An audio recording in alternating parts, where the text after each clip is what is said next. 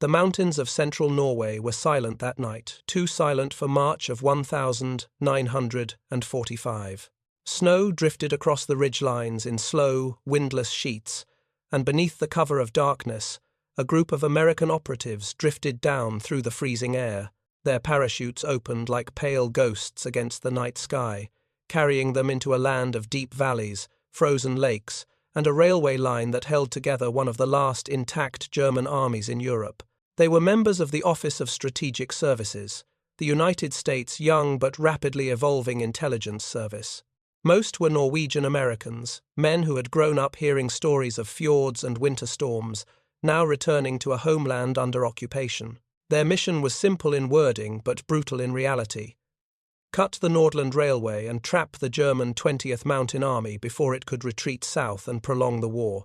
Somewhere below them, German patrols trudged through the snow, guarding bridges, tunnels, and track bends with ruthless vigilance. They knew that if those rails broke, tens of thousands of German soldiers in northern Norway would have no escape. Every locomotive, every supply wagon, every troop transport depended on that steel artery running through these mountains. As the OSS team touched down in the darkness, the cold bit instantly through their uniforms. One misstep could break an ankle. One lost crate could mean no explosives. One flare in the wrong place could reveal their landing to a German watchtower miles away. Nothing about this mission would be forgiving, but if they succeeded, an entire German army would be trapped in the Arctic. The war in Northern Europe entered its final, unstable phase in late 1944. Germany was losing ground on every front, but in the far north, the situation was far more complicated. The German 20th Mountain Army, nearly 200,000 strong at its peak, still held vast areas of northern Norway. These troops had retreated from Finland after Finland signed an armistice with the Soviet Union, forcing German forces to pull back through the Arctic under constant pressure. What made this retreat significant was not just the number of troops, but the geography controlling their movement. The entire German front in northern Norway depended on a single, winding transportation network that cut through the mountains, forests, and river valleys of central Norway. This network included roads, tunnels, and most importantly, the Nordland Railway, a steel corridor that allowed German troops to move south toward Germany's crumbling heartlands. If the railway remained intact, the 20th Mountain Army could withdraw in an orderly fashion, bringing battle-hardened units back into Central Europe. If it was destroyed, the entire army, one of Germany's last intact formations, would be stranded in the Arctic, unable to reinforce the collapsing front against the Allies moving across the continent. This was why the region mattered. The Allied leadership understood that Germany's strength did not depend solely on weapons or factories, but on the ability to move soldiers where they were needed. Every kilometre of that railway carried troops, ammunition, food, artillery components, and replacement units. Cutting it at the right place, at the right time, would not simply slow down the retreat, it could freeze the enemy's movement entirely. By the winter of 1944-45, British and Norwegian sabotage teams had struck parts of the route, damaging bridges and tunnels. Operation Woodlark, conducted by the British Special Operations Executive and Norwegian commandos, had successfully destroyed the Jørstad Bridge earlier that January. It was a painful blow to German logistics, but not a decisive one. The Germans rapidly repaired the line, using forced labour and reinforcement teams to keep trains moving. The Allies needed more than isolated strikes. They needed a coordinated sabotage effort deep in the mountains, an attack executed at the moment German forces most depended on the line. And that responsibility fell to the United States. For months, the OSS had been watching the German retreat. Their agents in Sweden collected intelligence from Norwegian refugees, underground couriers, and intercepted German radio traffic. Reports described a heavily guarded railway system, patrolled by troops hardened by years in the Arctic. The landscape was unforgiving. Snowstorms could cut visibility to nothing within minutes. Temperatures could plunge low enough to freeze exposed skin in seconds. Avalanches buried roads without warning. Yet the German military continued to move across this terrain with discipline and speed. If the Allies were going to strike, they had to do it with precision. OSS planners believed that Norwegian-American operatives, Men who spoke the language, understood the culture, and possessed winter survival skills were best suited for such an operation. From camps in Sweden, these men trained relentlessly. They practiced demolitions, mountain navigation, silent movement on skis, and emergency survival techniques. They studied railway diagrams, memorized choke points, and learned how to place explosives so that repairs would take not days, but weeks. Leading the mission was a young officer named William Colby, who would later become director of the CIA. At this moment, however, he was the commander of an unconventional task force preparing to enter one of the harshest environments in Europe. Colby's team, designated Operation Rype, consisted of specially selected Norwegian-American soldiers from the 99th Infantry Battalion and volunteers with OSS training. From the beginning, the mission was fraught with challenges. Weather forecasting in the Norwegian mountains was notoriously unreliable. German patrol patterns shifted constantly as the retreat intensified. Supply drops risked being lost in deep snow or drifting far from landing zones, and unlike other sabotage missions, Rype would operate far from established resistance networks. They could not count on regular shelter, safe houses, or local support. They had to survive with what they carried or what they could find abandoned in the wilderness. But the stakes justified the risk. If Operation Rype succeeded, Germany would lose its only functional artery out of the north. The 20th Mountain Army would be isolated. Their retreat southward would halt, trapping thousands of soldiers in a region already stripped of supplies. The decision to deploy the team was made in early 1945. As the Allies pushed across Western Europe and the Soviets advanced from the east, the Nordland Railway became increasingly important to Hitler's remaining strategic calculations. Every day the line remained open, gave Germany a chance, however small, to reinforce its front or delay collapse. In mid-March, after weeks of preparation, the OSS team boarded aircraft in Sweden. The pilots flew over snow-covered forests and frozen lakes, navigating toward a remote plateau in central Norway. The country below them was still occupied, though German control had weakened. Resistance groups operated in hidden pockets, passing messages between villages, gathering intelligence where they could. Yet the heart of the railway remained under tight surveillance. The Germans knew sabotage was coming, they simply did not know where or when. When the OSS team approached the drop zone, clouds obscured the ground. The pilots made multiple passes, searching for the right moment. Finally, the order was given. One by one, the operatives jumped into the freezing air. Their parachutes opened against the wind as they descended into darkness.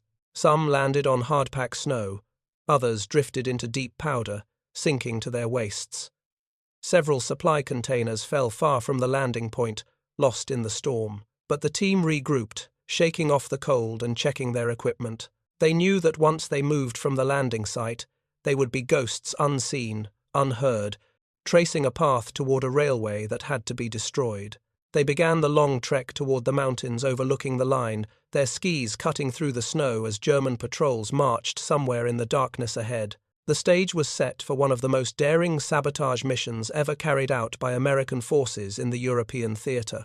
The OSS team that landed in Norway in March 1945 carried more than explosives and rifles. They carried the responsibility of halting one of the last organized German retreats in Europe. Their landing, scattered and harsh, marked only the beginning of what would become a grueling test of endurance. Before they could strike the Nordland Railway, they needed to establish a base, recover lost equipment, and understand exactly how the Germans were moving along the line. In Sweden, the planning had been clean and analytical maps, intelligence reports, coded messages, and logistical diagrams.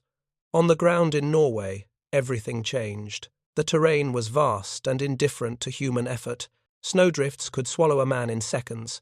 Wind carved through clothing with surgical precision.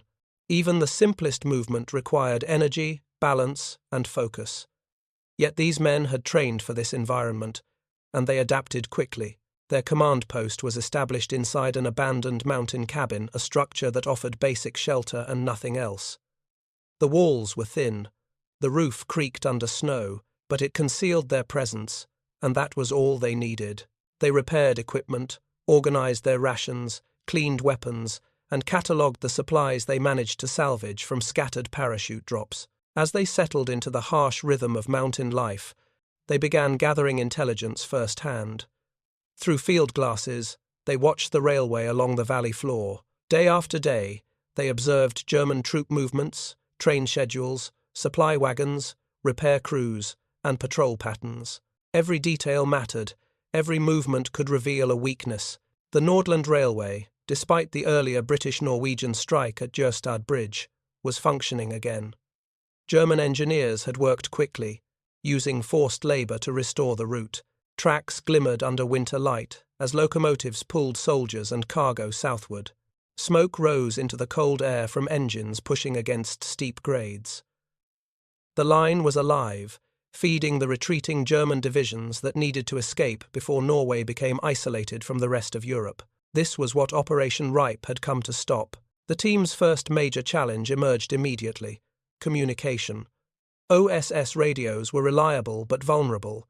They had to be used sparingly to avoid detection by German triangulation teams. Messages sent to Sweden carried details about the landscape, the enemy, and prospective targets.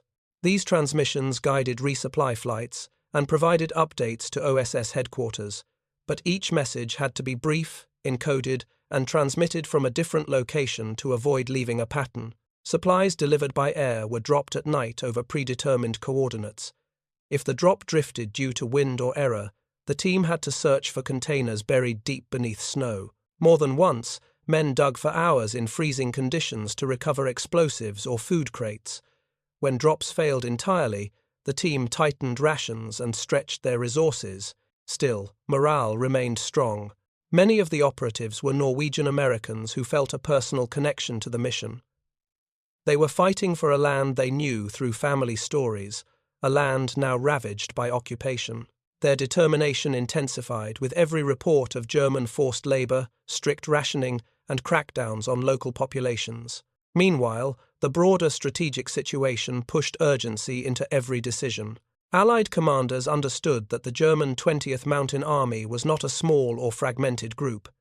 It remained a capable, experienced force, familiar with winter warfare and Arctic conditions. If this army reached Central Europe, it could slow Allied advances, reinforce collapsing fronts, or prolong the war by months.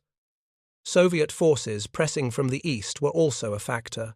A trapped German force in Norway meant fewer German units resisting Soviet advances elsewhere. Time was critical. Even during the preparation phase, German forces in central Norway showed signs of increased movement. Patrols intensified. Train frequency shifted. Additional guards appeared around bridges and tunnels. German commanders seemed aware that the railway was vulnerable, though they did not yet know an American sabotage team was in the mountains above them. Operation Rype's planners had selected multiple targets, but one stood out: the large Grana Bridge. Destroying it would cause devastating disruption, but it was heavily guarded, exposed on both approaches, and surrounded by terrain that gave German patrols superior visibility.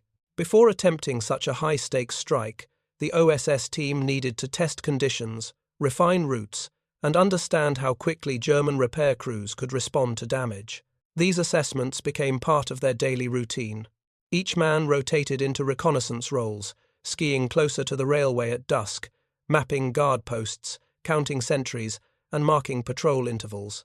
They learned which curves in the valley allowed trains to be ambushed, which inclines slowed locomotives, and which sections of track could create long repair delays if properly damaged. Their training in Sweden had covered the science of explosives, but here they learned the art of sabotage under extreme conditions. Frozen metal behaved differently. Snow muffled sound but complicated placement. Ice concealed structural weaknesses but created dangerous footing. Throughout this period, the team relied on Swedish support networks coordinated by the OSS. Sweden maintained strict neutrality, but quietly allowed Allied intelligence operations to function within its borders.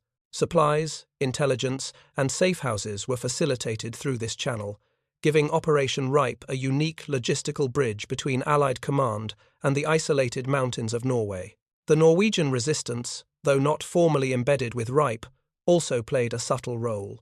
Local informants risked their lives to pass whispers of German movements across the border. Couriers carried details about trainloads and repair units. Every scrap of information helped the OSS refine their understanding of when to strike. Yet, despite careful planning, the first attempt at major sabotage would soon reveal the complexity of the mission.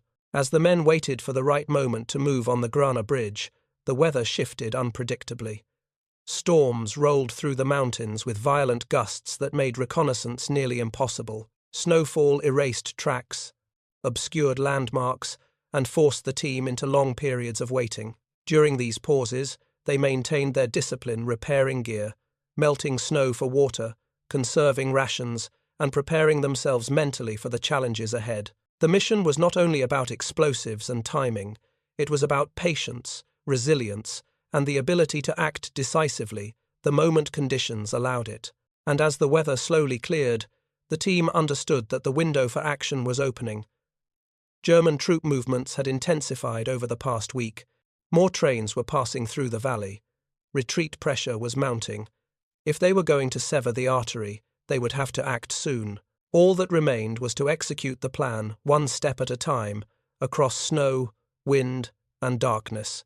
The men of Operation Rype lived suspended between two worlds, the disciplined structure of military planning and the unpredictable chaos of Arctic survival. Their mission demanded precision, yet every day confronted them with variables beyond control: weather, terrain, German patrols, equipment failures. To understand why the operation unfolded the way it did, and why it mattered so deeply, it's necessary to examine it from multiple perspectives. Each angle reveals a layer of complexity that shaped the mission and defined its outcome. The human angle is the first and most visceral. These operatives were not anonymous shadows working from comfortable distances. They felt every consequence of the landscape they entered. The cold seeped into their bones. Frost formed on their clothes before they had finished tightening straps or adjusting gear. Their breath came out in clouds that glowed faintly under moonlight. Even sleep offered no escape. The temperature inside their mountain cabin dropped so low that water froze in canteens left too close to the wall. Most were Norwegian Americans, men who had grown up with stories of a land their families had left behind. Norway was not just a theatre of war to them, it was a personal connection, a heritage reclaimed through danger and sacrifice. Many had relatives still living under occupation. Some carried small photographs tucked inside their uniforms, reminders of the people they were ultimately fighting for. This connection gave them a fierce sense of purpose. They were not simply executing orders. They were fulfilling a duty to a homeland they carried in their blood. Each day tested their resolve. Hunger gnawed at them when supply drops fell too far from the landing zone. Snowstorms forced them to ration fuel, turning simple tasks into life-or-death calculations. And always, the fear lingered. Fear of a patrol spotting ski tracks, fear of losing a man in the snow, fear of radios failing when they were needed most. But fear did not stop them. It sharpened their awareness and focused their minds. In this environment, fear was not a weakness, it was a survival tool. The tactical angle offers another layer of truth. Cutting a single railway might sound simple, but the strategic impact of such an act could be immense. The Nordland Railway was not just a transportation route, it was a lifeline. The retreating German 20th Mountain Army depended heavily on the line to move troops, guns, ammunition, and essential supplies. The railway ran through narrow valleys and steep mountain passes, creating choke points where a single disrupted bridge or collapsed track could halt traffic for days or even weeks. Railways in wartime are vulnerable. They are rigid systems, metal laid in fixed lines across unforgiving terrain. When a road is blocked, vehicles can detour. When a railway is cut, locomotives stop. Thousands of soldiers, depending on scheduled movements, become stranded. Supplies meant for distant units pile up uselessly on platforms. Repair crews scramble to respond but face pressures of terrain, shortages, and enemy interference. The Germans knew this perfectly well and guarded their railway accordingly. Operation Rype's plans acknowledged these realities. The OSS team did not intend to scatter small charges along random sections of track. They aimed for points that would take the longest to repair. Curved sections perched above steep drops, bridges spanning rivers swollen with melting snow, and track segments located far from German bases, but close enough to force rapid responses. They needed to create delays, not just a momentary inconvenience, but a bottleneck that could trap an entire army. Their approach was methodical. Through reconnaissance, the team identified weak points. They watched where German patrols lingered, where gaps in surveillance opened, and where terrain offered hidden approaches. They studied the rhythm of trains, how many passed each day, how fast they travelled, and how heavily loaded they were. These observations formed a tactical map inside their minds, a moving picture of enemy behaviour, vulnerabilities, and opportunities. The technological and communications angle adds another layer to the mission's complexity. Sabotage in a remote mountainous environment required far more than explosives. It demanded information timely, accurate, coded information capable of moving across borders without being intercepted. The OSS relied on portable radios that were compact but sensitive to extreme cold. Batteries drained faster, circuits froze. Operators had to warm components under their clothing before attempting to transmit. Messages sent to Sweden were brief and encrypted, often transmitted from elevated positions where reception was stronger but danger was higher. German signal detection units patrolled the region, using direction-finding equipment to locate clandestine radio transmissions. To avoid detection, the OSS operators rotated locations frequently, transmitting only for seconds at a time before shutting down and relocating. The timing of resupply flights depended entirely on these messages. Ammunition, food, medical kits, detonators, fuses, and specialized explosive charges all needed to reach the team without falling into German hands. When drops drifted off course, operatives ventured into the dark to retrieve them, navigating by moonlight or instinct. Every successful supply retrieval extended the mission. Every lost crate reduced their capacity to strike effectively and survive long enough to withdraw. The technological angle also includes the explosives themselves. The OSS used charges designed to bend steel rails and maximize repair difficulty. Their task was not simply to destroy, but to cripple, forcing the enemy to allocate time, manpower, and resources to rebuilding. When placed correctly, the charges twisted rails so severely that large sections had to be replaced entirely. German engineers, facing a shortage of materials late in the war, could not always perform rapid repairs. This increased the strategic impact of each successful strike. Another important aspect was navigation. Without GPS or modern mapping, the team relied on compasses, hand-drawn sketches, and local knowledge. Snow-covered landscapes changed appearance from day to day, making familiar paths vanish under drifts. A misjudged distance or an incorrect bearing could lead the team miles off course, wasting precious hours and exposing them to detection. Precision was vital, yet the environment constantly conspired against it. Layered over all of these angles is the psychological dimension of fighting an invisible war. The OSS team operated far behind enemy lines, with no immediate support if something went wrong. They had no backup units hidden nearby, no armoured columns ready to push through, no artillery fire to call upon. Every decision rested on their shoulders alone. This isolation created a unique pressure, one that demanded both independence and cohesion. They relied on each other for survival. Decisions were made collaboratively, with each man contributing his expertise. Some excelled at navigation, others were demolition specialists. Some had sharp instincts for reading the landscape, sensing when danger was near. Their collective strengths allowed them to operate as a single, resilient unit.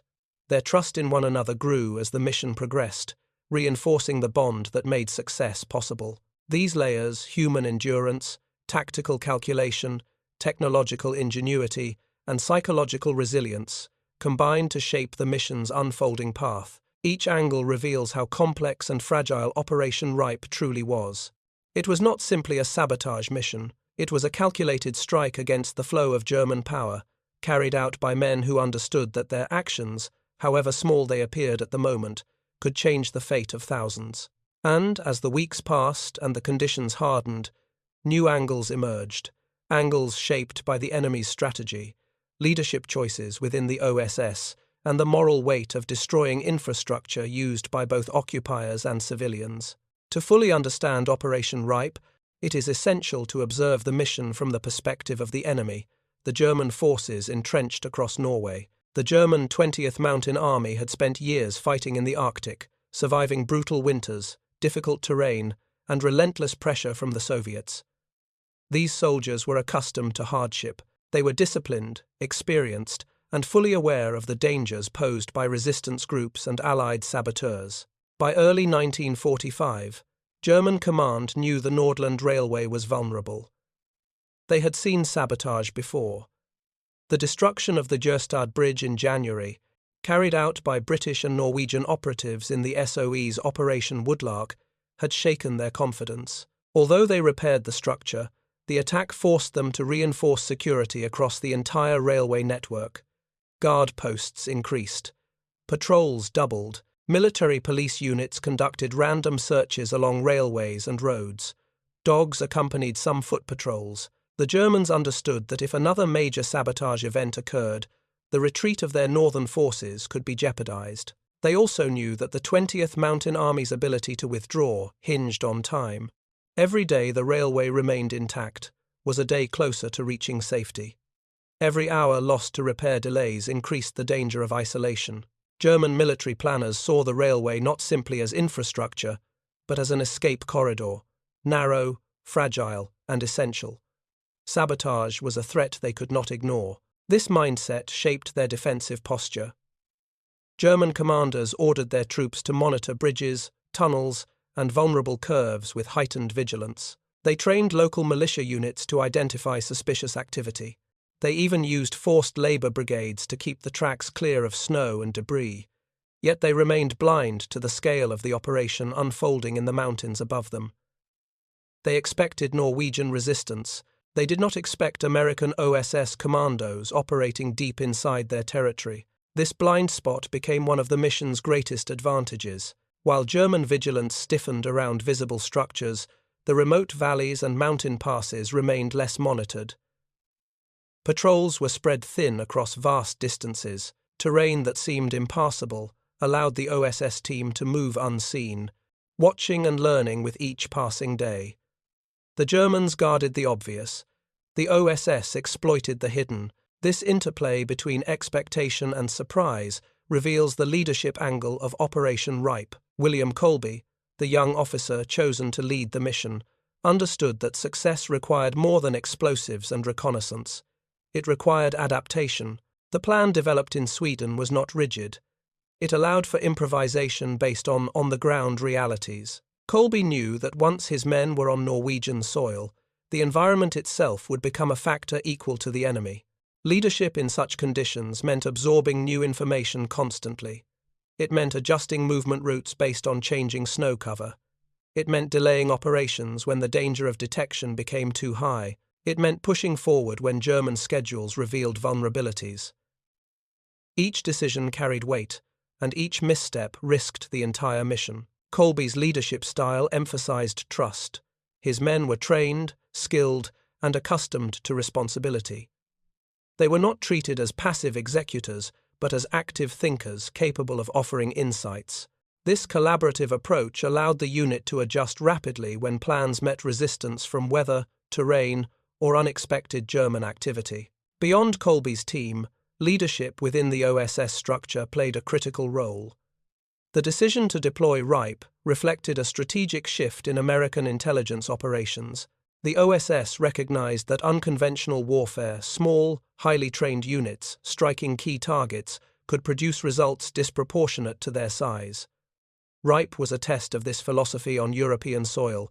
Its success would influence how the United States shaped its future special operations doctrine, eventually contributing to the formation of the CIA and military special forces units. Another important angle to consider is the moral dimension of sabotage.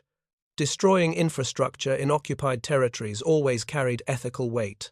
Railway lines in Norway were used primarily by German forces, but Norwegian civilians also relied on them for travel and shipments of essential goods. Sabotage risked disrupting local livelihoods, endangering civilian workers, and provoking German reprisals against nearby communities. The OSS team was aware of these consequences.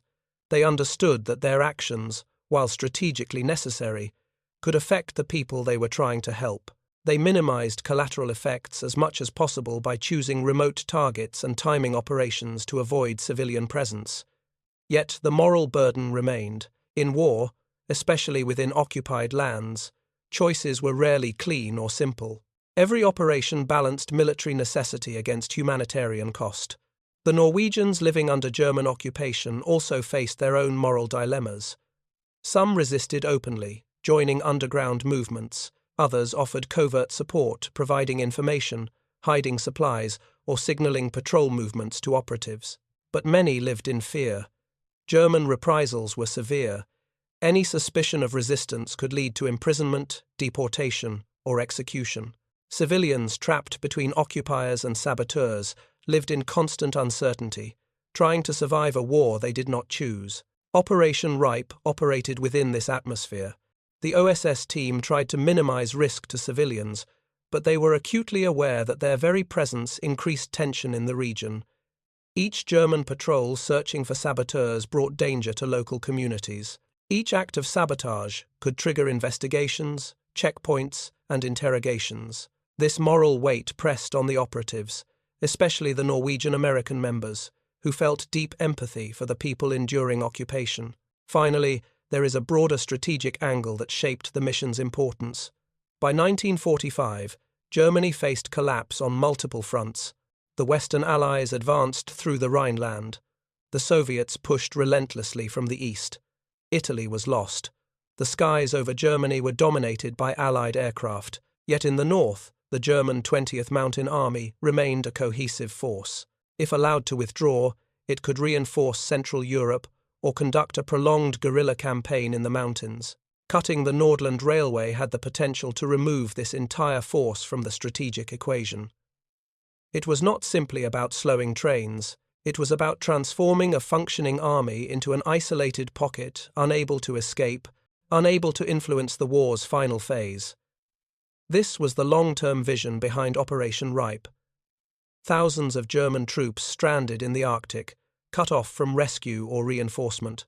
These interconnected angles, enemy perspective, leadership dynamics, moral complexity, and strategic significance, deepened the mission's purpose. They explain why a small group of operatives in a remote Norwegian valley could alter the course of retreat for an entire army. They reveal that Operation Rype was not merely a tactical strike, but a strategic gambit, executed at a moment when Germany's defeat was near but not yet guaranteed. All these layers converged as the OSS team prepared for their first major action. The reconnaissance was complete. Supplies were in place. The enemy was unaware. Yet the environment remained unpredictable, and one miscalculation could unravel the mission overnight. What followed next would test every angle at once: human endurance, tactical precision, leadership under pressure, moral responsibility, and the enemy's determination to survive. The window for action opened in early April 1945. After weeks of reconnaissance, the OSS team had mapped German patrol routes, guard rotations, and the rhythm of trains moving along the Nordland Railway. Their primary target, the Grana Bridge, lay in a narrow valley where the track crossed a river rushing beneath slabs of melting winter ice. Destroying this bridge would deliver a decisive blow, one that German engineers could not easily repair. But reaching it would be a test of endurance unlike anything they had yet faced. The team moved at night, navigating through deep snow and climbing ridgelines that overlooked the valley. Each man carried explosives, fuses, tools, and weapons. The weight strained their legs with every step, sinking them into drifts that swallowed knees and sometimes hips. Frost clung to their clothing. The cold air sliced into exposed skin. But the operatives advanced silently, guided by memory, compass, and instinct. As they neared the ridge above the Grana Bridge, they dropped to their stomachs, crawling forward until they could see the structure dimly outlined in moonlight. The bridge stretched across the valley floor, solid, reinforced, and guarded. German sentries paced along the approaches. A watchtower stood near the north end, its silhouette sharp against the snow. Immediately, the team sensed the difficulty. The approach paths were exposed. Fresh snow showed every footprint. The guards were alert, Worse still, 2 machine gun positions overlooked the most accessible routes.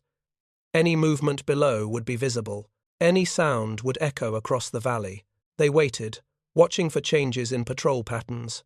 Hours passed. The cold grew sharper, sinking through layers of wool and canvas. The wind shifted, blowing loose snow across the ridge in swirling sheets. Their breath froze on their scarves. Yet the guards below remained vigilant, rotating at intervals too frequent to exploit. The operatives debated silently through gestures and brief whispers. They had explosives. They had a plan, but executing it under these conditions risked not only failure, but the loss of the entire team. A firefight in the valley would expose their presence and end the mission before it truly began. And then the weather turned against them. A sudden gust swept through the mountains, followed by a curtain of snowfall.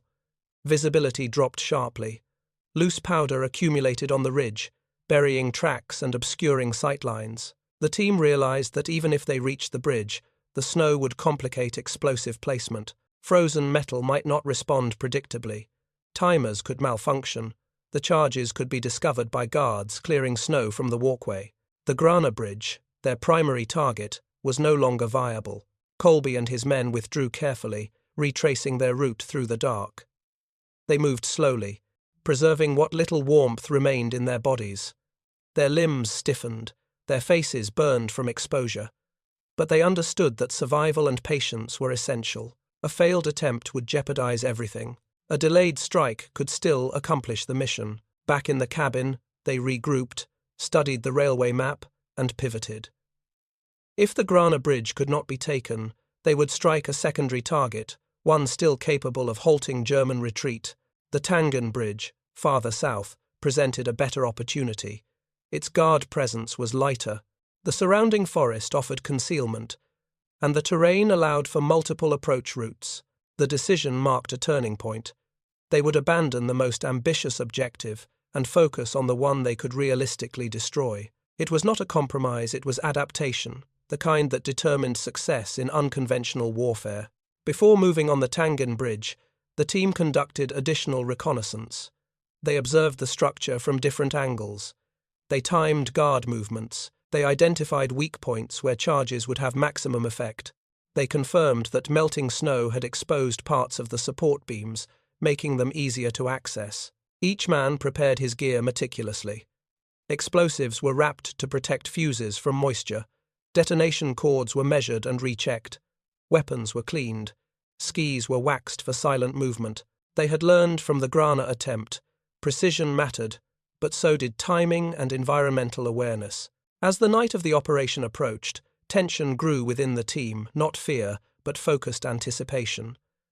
They knew the Tangen Bridge was no less important than the Grana Bridge. Its destruction would cause significant delays. German repair crews would struggle to access the site. The retreating army would face another obstacle at a moment when speed was critical. They set out before midnight, gliding over snow that reflected faint starlight. The forest muffled their movements. Trees creaked in the cold. Their breath formed white clouds that dissipated quickly in the still air. Every sound seemed amplified, yet the silence of the landscape hid them well. The approach to the bridge was slower than expected. Snow depth varied unpredictably, forcing them to adjust paths constantly. They paused whenever distant boots crunched along the railway bed. German guards were present, but fewer than at the Grana Bridge. Their vigilance was less intense. The OSS team pressed forward, patient and controlled. They reached the edge of the valley where the bridge crossed a partially frozen river. The structure loomed in the dark, sturdy, timbered, and vulnerable to well-placed charges. The team split into groups. Some monitored the guards, others crawled beneath the superstructure, clinging to beams just above icy water. Explosive packages were secured at critical points. Fuses were checked once, then again. The final moments before withdrawal stretched on in silence, broken only by the faint hiss of wind. The stage was set. The charges were in place. The Tangen Bridge, one of the arteries feeding Hitler's retreating Arctic army, now waited for the spark that would tear it apart. And when the moment came, the detonation would echo far beyond the valley. The explosives beneath the Tangen Bridge detonated just before dawn on the 15th of April 1945. A sharp, rolling blast shattered the cold morning air, echoing through the valley like a cannon firing in a cavern. Snow slid from branches, birds scattered into the pale sky, and beneath the concussion, the structure gave way with a deep, groaning collapse. Timbers splintered, support beams twisted. The bridge fell in on itself, dropping into the river below in a cloud of shattered wood and rising steam. The OSS team, already retreating into the forested slopes, felt the shock wave ripple through the ground. They knew instantly that the strike had succeeded. The sound was unmistakable, the voice of a railway artery being severed. It was the sound that would slow an army. Within minutes, German sentries scrambled along the trackbed, shouting for reinforcements. Patrols rushed toward the site. A locomotive halted kilometers up the line, its whistle screaming into the cold. The destruction was total. Even a cursory look revealed that repairs would take time the German 20th Mountain Army did not have. For Colby's team, there was no time to celebrate. The Germans would respond aggressively. They had to vanish into the mountains before the search perimeter tightened. Through snow and shadow, the operatives moved swiftly, climbing into higher ground. They established temporary concealment among dense trees, spreading out to avoid detection. For hours, they heard German voices and dogs searching below them. Trucks rattled along the trackbed, orders barked, boots crunching through snow. The hunt had begun. But the OSS team was experienced, disciplined, and familiar with evasion techniques. They had prepared alternate routes. They left no trace of their movement, and when the Germans expanded their search outward, the operatives pulled back deeper into the wilderness, regrouping at their mountain hideout. The Tangen Bridge was only the beginning. The destruction caused a significant delay, but German engineers moved quickly, assessing the damage and deploying repair crews. The railway, though severely disrupted, was not permanently out of operation. To have true strategic impact, the OSS needed to strike again, and so, after brief rest and renewed reconnaissance, the team prepared for another sabotage, one more ambitious and more damaging. Their next target was a long stretch of exposed railway track in the Lurudalen Valley, a remote area where trains moved slowly due to steep grades and tight curves. The terrain favored saboteurs. The Germans could not easily monitor every meter of track, and repair efforts in such isolated areas were slow and dangerous. On the 23rd of April 1945, the OSS moved into position. They carried heavier charges this time, explosives designed to bend steel rails violently, twisting them into shapes that could not simply be hammered back into alignment. Their plan was to strike multiple points along a roughly 2.5-kilometer segment of track, ensuring that no single repair would reopen the line. The team advanced in darkness, moving silently over the snow. They approached the track from different angles, working in small groups to cover the distance. Some placed charges beneath rails where the metal curved along the mountainside. Others targeted anchor points holding the track to wooden sleepers. A few placed explosives under sections suspended over shallow ravines. Their coordination was surgical. Every placement was measured. Every fuse was set to ensure proper sequencing. They worked quickly, yet methodically, aware that dawn would bring patrols and increased visibility. As the final charges were set, the operatives withdrew into sheltered positions, blending into the tree line. Moments stretched into minutes. The night held its breath. Then the valley erupted.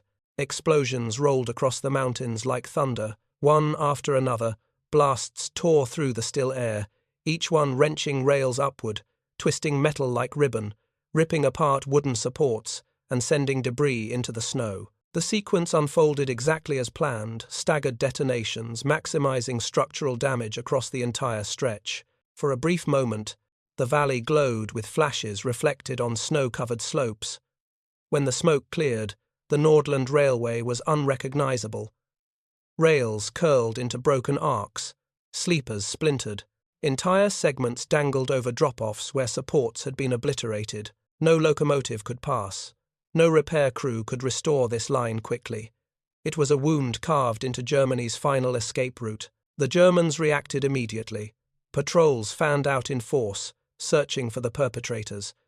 Engineers approached the site cautiously, assessing damage with grim expressions. They understood what it meant. The retreat of the 20th Mountain Army had been compromised. Their plans, already strained, faced a severe delay. Field reports later described the scene as a complete breakdown of transport capacity. Some German officers suspected resistance fighters. Others assumed British commandos. Few considered the possibility that American OSS operatives were responsible. American presence so deep inside Norway was unimaginable to most German commanders. While the Germans struggled to comprehend the scale of destruction, Colby's team prepared for extraction. They knew their mission had succeeded. The railway was crippled. The Germans were disoriented. The window for the 20th Mountain Army to escape was closing fast. The OSS team moved quickly, covering their tracks and advancing toward pre-arranged rendezvous points. Snowfall helped conceal their movement, erasing footprints and dampening sound, but pursuit remained close.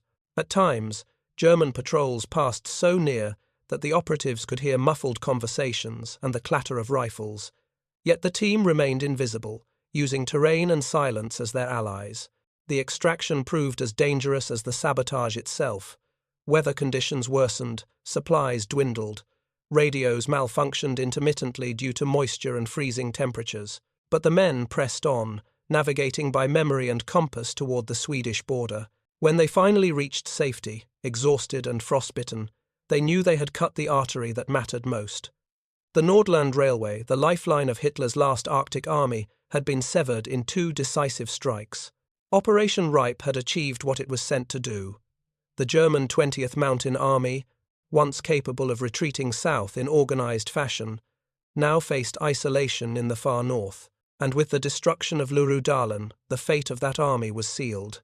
The destruction of the Tangen Bridge and the long stretch of track in Lurudalen sent immediate shockwaves through the German command structure in Norway. Reports moved rapidly up the chain, each one carrying a more severe assessment of the damage. Engineers dispatched to the sites signaled that repairs would not be completed quickly. The twisted rails, shattered supports, and collapsed bridge created a logistical nightmare at the worst possible moment. The 20th Mountain Army, already strained by months of retreat under pressure from Soviet forces, now confronted the reality that its most direct escape route had been severed. Troops moving southward found themselves halted at the break in the line. Supply wagons backed up along narrow mountain corridors. Locomotives stood idle, unable to advance or reverse without risking derailment. Internal German communications revealed growing alarm. Officers reported delays stretching far beyond what could be managed by 1,945's collapsing rail infrastructure. Forced labor brigades worked around the clock, clearing debris and attempting to realign track fragments, but the scale of destruction overwhelmed them. With fuel dwindling and transportation resources stretched thin, the German capacity for rapid repair simply no longer existed. The timing could not have been more damaging. April 1945 marked the final phase of Germany's disintegration. Allied forces pushed across the Rhine. Soviet armies advanced through East Prussia and toward Berlin. German defensive lines crumbled under pressure from all sides. The retreating 20th Mountain Army needed to move south quickly to avoid being cut off entirely. Every delay deepened their isolation. Every lost day tightened the noose forming around northern Norway. Operation Rype had turned hours into days and days into weeks. For the first time in years, German commanders in the north faced the possibility that their entire army could become trapped in a region with dwindling supplies, no realistic evacuation route, and no strategic purpose remaining. Their isolation meant that even if pockets of resistance continued after Germany's surrender, their operational influence would be non-existent. Meanwhile, Allied intelligence units monitored German communications closely. Swedish channels provided updates confirming the disruption. Norwegian resistance couriers relayed observations from nearby settlements. A clear picture emerged. The sabotage carried out by the OSS had done far more than damage infrastructure, it had crippled the mobility of a major German force. American analysts recognized the scale of what had been achieved. The OSS had deployed a small team into one of the harshest environments of the European theatre. That team executed 2 perfectly timed strikes that forced the German Northern Front into a state of paralysis. For a nation new to covert operations, this was proof of concept. Sabotage, conducted by a handful of determined operatives, had strategic consequences far beyond their numbers. For the operatives themselves, the knowledge that their work mattered arrived slowly. As they withdrew towards Sweden, evading German patrols and battling extreme exhaustion, they had no immediate confirmation of the long-term results. Their focus remained survival.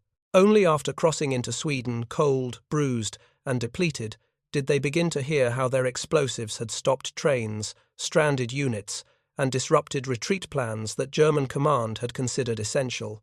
Operation Rype demonstrated the power of unconventional warfare at a moment when the outcome of the global conflict hung in the balance. It showed that silent actions in remote valleys could shape the fate of entire armies, altering the strategic map far from the front lines. And as Germany collapsed in early May 1945, the 20th Mountain Army remained isolated in northern Norway, its final movements delayed, disrupted, and ultimately rendered meaningless by the men who had crossed the mountains weeks earlier.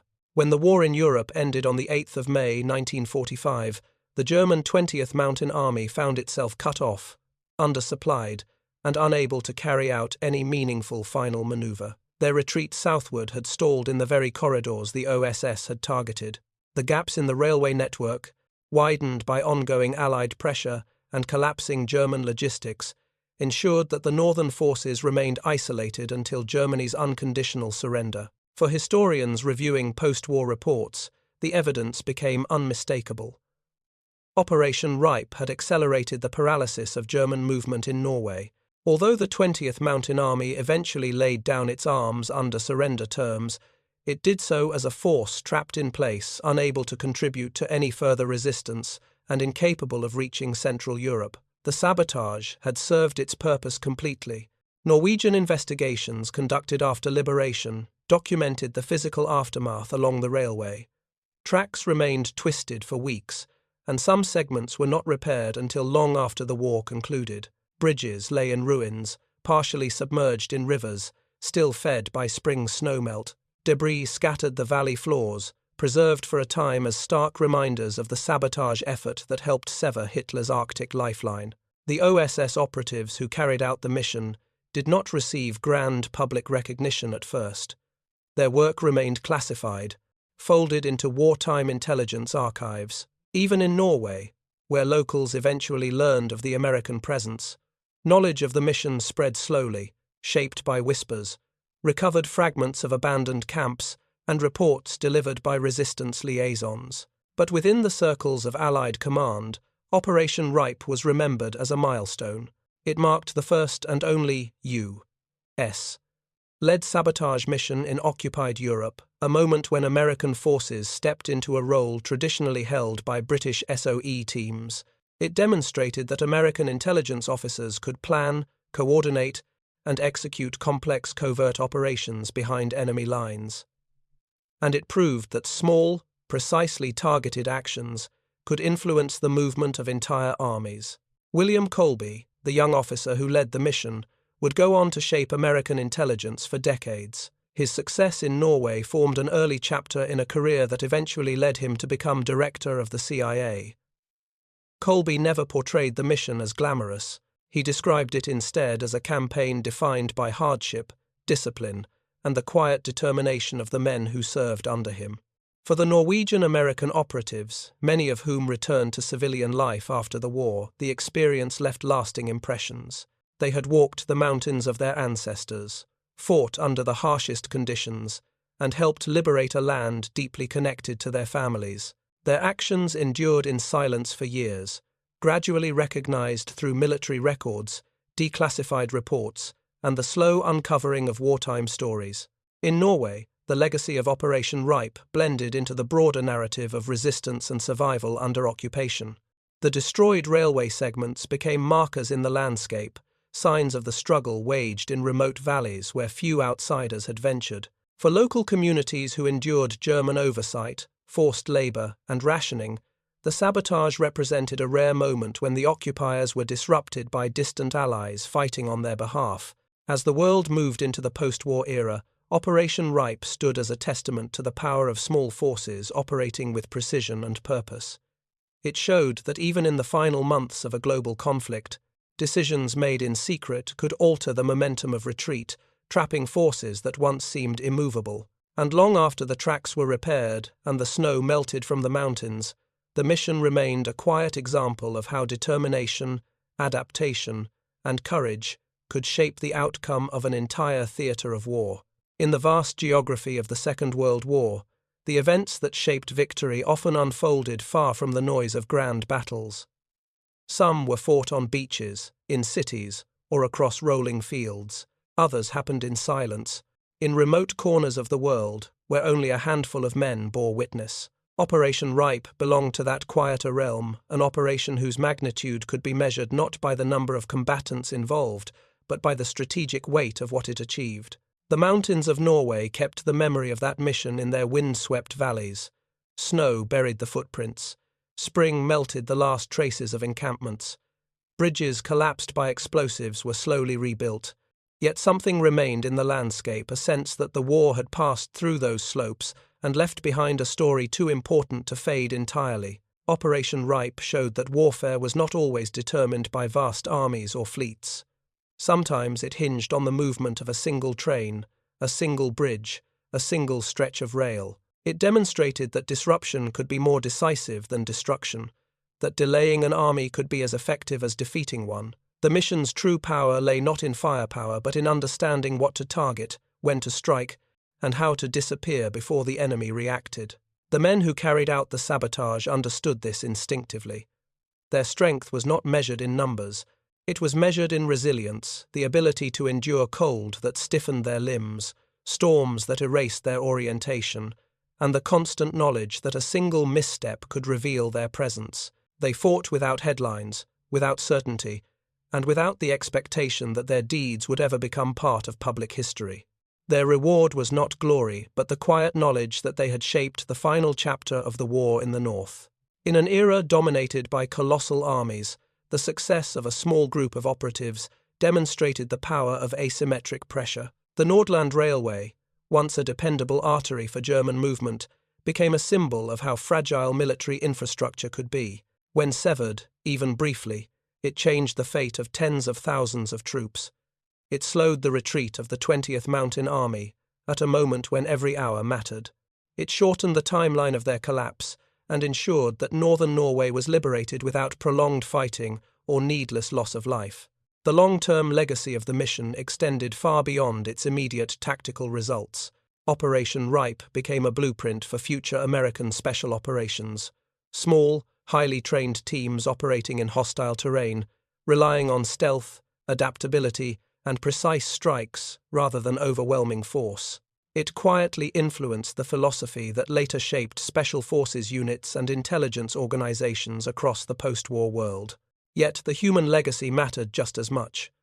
The men who took part in the mission returned to ordinary lives, carrying memories of a landscape that had tested them more deeply than most battlefields could. They remembered the silence between mountains, the press of darkness before dawn, the echo of explosives rolling through a valley of snow, and they remembered that their actions had helped close a chapter of suffering for the people of Norway, whose endurance under occupation had shaped the mission's meaning. What Operation Rype ultimately revealed was a truth often overlooked in the study of war: that victory is not always loud. Sometimes it is carved into frozen timbers and twisted rails. Sometimes it is carried in coded radio bursts across mountain ridges. Sometimes it is achieved by those who work in shadows so that others may step into light.